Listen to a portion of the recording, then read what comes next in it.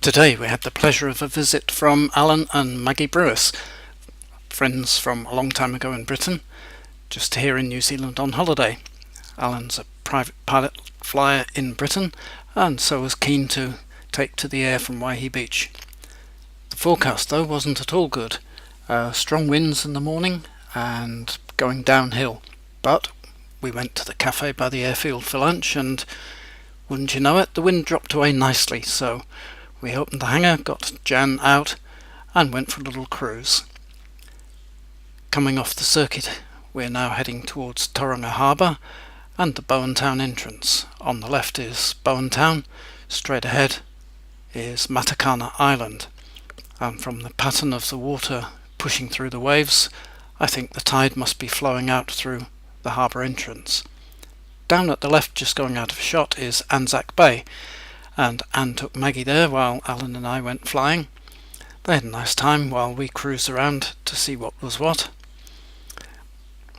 People tell us that sometimes you see sharks from the air. I've still never seen one, and we had a bit of a look but didn't see one. So the harbour itself looked interesting to visit. We turned back around towards the harbour and cruised down past Matakana Island once more. The Bowen Town harbour entrance is a shallow one. It's used only by recreational boats. Down at the other end of Matakana Island is Mount Maunganui. You might just be able to pick out the lump of the mount sticking out through the haze, and that's the deepwater entrance to the harbour used by the freighters and cruise ships. Matakana Island itself is long, flat, and grows many pine trees. Timber is one of New Zealand's major exports, so the roads are often busy with logging trucks, and Tauranga Harbour is often busy with freighters taking logs away. A feature of the landward side of the harbour is the number of points that stick out into the water. On our left was Omakaroa, a little town which is growing rapidly. That's one of the places we wondered if we would settle, but we chose not to in the end, opting instead for Waihi Beach. This ground is also well suited to growing both kiwi fruits and avocados. The crops growing in long straight rows, sometimes now covered in white canvas or cloth to keep the birds off, are the kiwi fruits. The town on our right here is Katikati, the self-proclaimed mural capital of New Zealand, and if you're in the area, it's well worth having a look at the paintings on many of the buildings in the town. There are plenty of really clever pieces of art.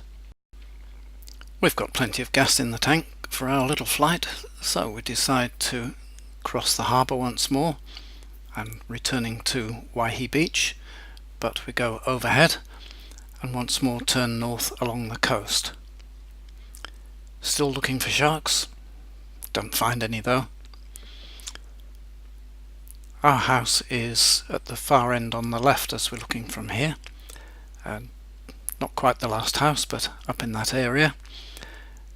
You can see it from here if you know where to look exactly, but still no sharks. And of course some people might regard these two dodgy characters as something from the shark family. No, we don't agree with that.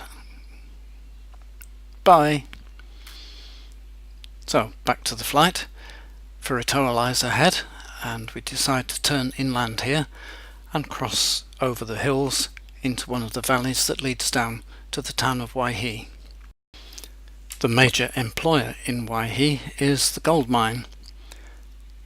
Allan had been over the gold mine before on their previous visit 2 years ago and remembered the sight of the big hole in the ground. It's just to the right on this picture, and as we go by from this angle, or where we got to, you could see the huge slip on the side that happened just a couple of years ago. Ahead of us is the tailings, and below us to the right is the portal, which is the entrance to the underground mine. The big pit in town is no longer being mined, but the mining takes place under the town of Waihi on the eastern side. So a slightly different route back to the airport than usual. We nip over the hills towards Tanner's Point, which is over on our right, another popular place for people to live in the peace and quiet around here, and then towards Athenry on our left. The airfield is straight ahead, and we set up for the approach from a nice long way out. The wind's quite interesting. It's coming from different directions at different heights, but this is our regular way in to what we call runway 31.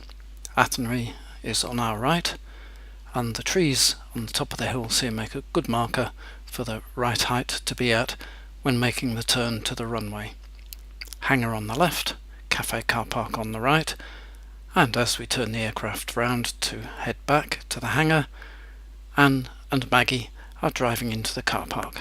Our taxi home has arrived. How nice. See you next time.